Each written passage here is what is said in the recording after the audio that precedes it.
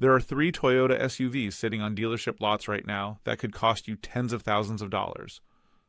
Not because they'll break down on day one, not because they're unsafe, but because the moment you drive off that lot, you're already losing.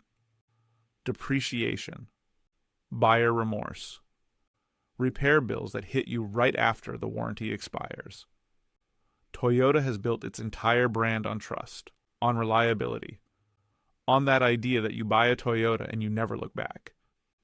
But here's what they don't put in the brochure. Not every Toyota is built with the same intention. Some of these SUVs exist to fill a gap in a product lineup. Some exist to capture a trend. Some exist because a boardroom decided there was money to be made, not because engineers had something exceptional to offer. And you, the buyer, end up paying for that decision for years. Today, I'm going to give you the full picture. The 3 worst Toyota SUVs you can buy right now in 2026 and the 3 best. We're starting at the bottom. And working our way up, and by the time we're done, you will know exactly where your money belongs and exactly where it doesn't. Let's start with the 3rd worst Toyota SUV on sale right now.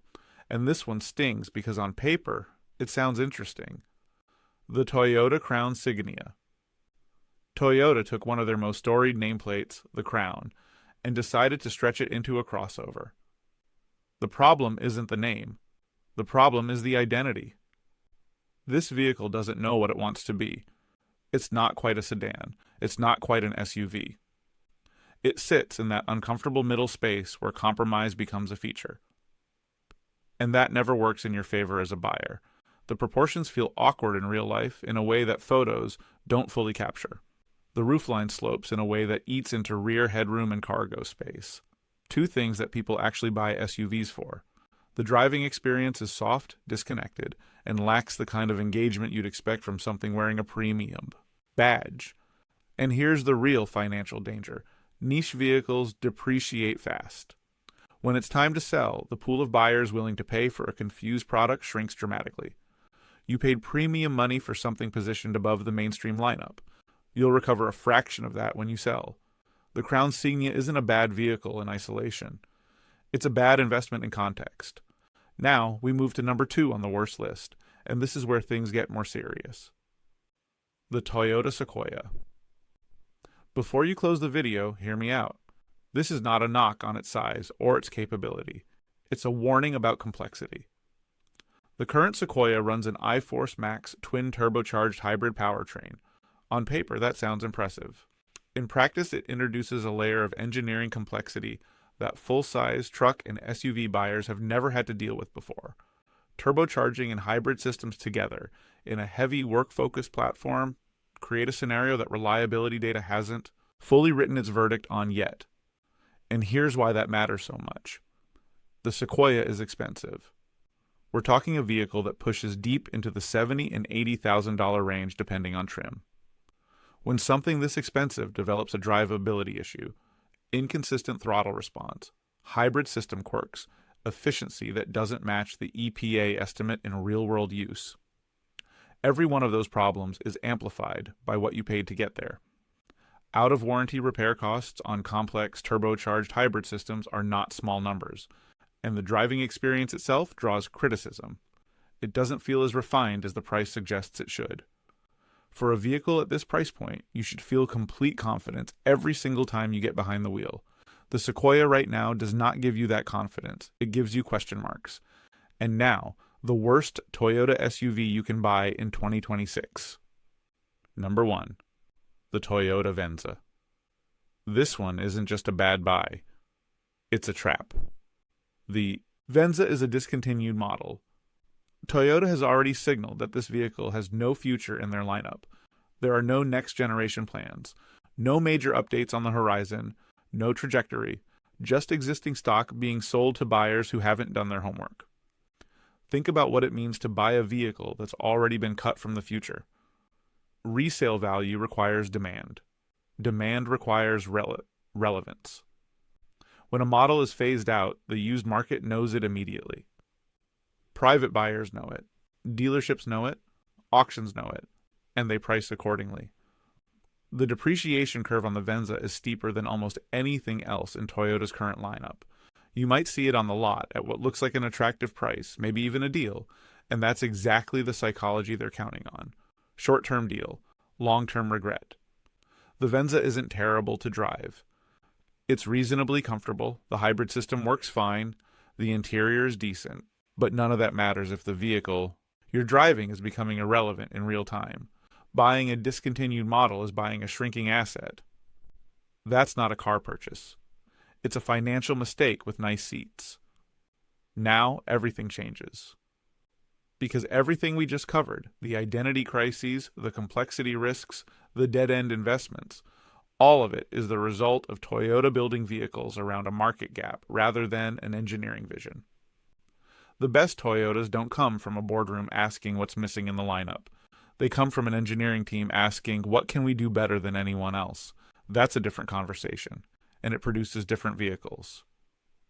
From this point forward, we're talking about the SUVs where Toyota actually answered that question. The three best. Let's go. Best number 3. The Toyota 4Runner. And if you know anything about this vehicle, you know exactly why it's on this list. The 4Runner is body on frame in a segment that abandoned that construction years ago in favor of softer car-based platforms. Toyota never blinked. They kept building the 4Runner the way it was designed to be built. On a real frame, with real capability, engineered for environments that would destroy most crossovers within a few thousand miles. The result is a vehicle with a documented reputation for longevity that almost nothing in the mainstream market can match. 200,000 miles on a 4Runner is not a story. It's a baseline. 300,000 is not rare. That kind of lifespan has a direct financial consequence. Resale value on the 4Runner is among the strongest in the entire SUV segment. You don't lose money on a well-maintained 4Runner, the way you lose it on a Venza or a Crown Signia. You hold value. Sometimes you gain it. The trade-off is fuel economy.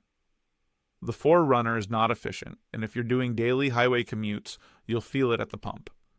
But if durability, off-road capability, and long-term financial resilience are your priorities, there is nothing in Toyota's lineup that delivers more convincingly than this. Best number 2. The Toyota Highlander Hybrid. This is the smart money family SUV. Not the exciting choice. Not the choice that turns heads in a parking lot. The choice that makes perfect financial and practical sense when you sit down and actually run the numbers. The Highlander Hybrid uses Toyota's proven hybrid system. The same architecture that has logged hundreds of millions of miles across multiple platforms with a reliability track record that is simply not in question. Fuel economy in the low to mid-30s for an 8-passenger, 3-row SUV is genuinely exceptional. But the efficiency story isn't just about what you spend at the pump. It's about the total cost of ownership over 5, 7, 10 years. Lower fuel costs, lower maintenance costs relative to the vehicle class, strong resale demand from a market that recognizes exactly what this vehicle represents.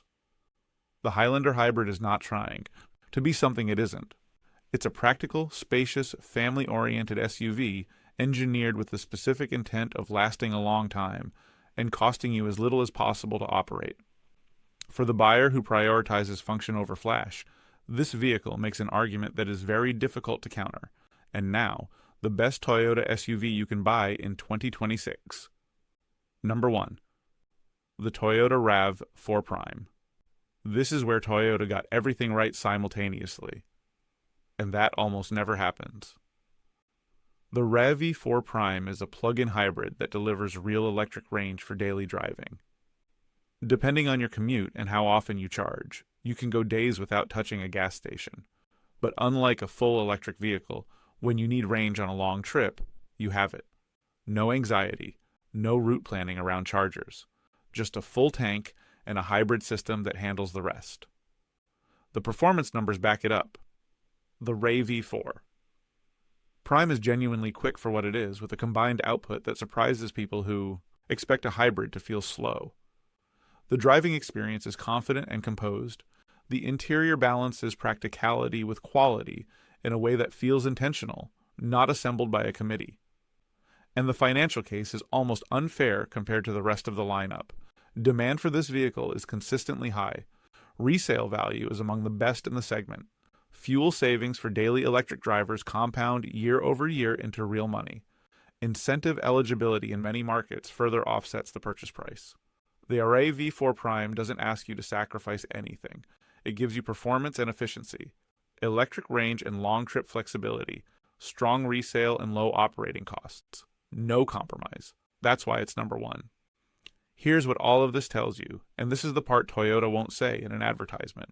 The weakest vehicles in their lineup exist because of positioning decisions. Someone decided there was a segment to target, a demographic to reach, a gap to fill. The engineering followed the business case. The strongest vehicles in their lineup exist because of engineering decisions. Someone asked what they could build better than anyone else, and the product followed from that answer. The Crown Signia is a positioning decision. The Venza is a positioning decision. The Sequoia's complexity is a positioning decision made for a market that wanted hybrid numbers on a full-size platform, regardless of what that complexity would cost buyers down the line. The 4Runner, the Highlander Hybrid, the RAV4 Prime. Those are engineering decisions. And buyers who understand that difference make better choices. The wrong Toyota isn't just a mediocre vehicle. It's a multi-year financial drag, depreciation that accelerates the moment you leave the lot, repair bills that arrive when the warranty no longer protects you, resale conversations that end in disappointment. The right Toyota is the opposite. It holds value, it runs reliably, it costs you less to own than the sticker price ever suggested. You now have everything you need to make that distinction. The data is clear. The rankings are in front of you. The only question left is whether you act on it.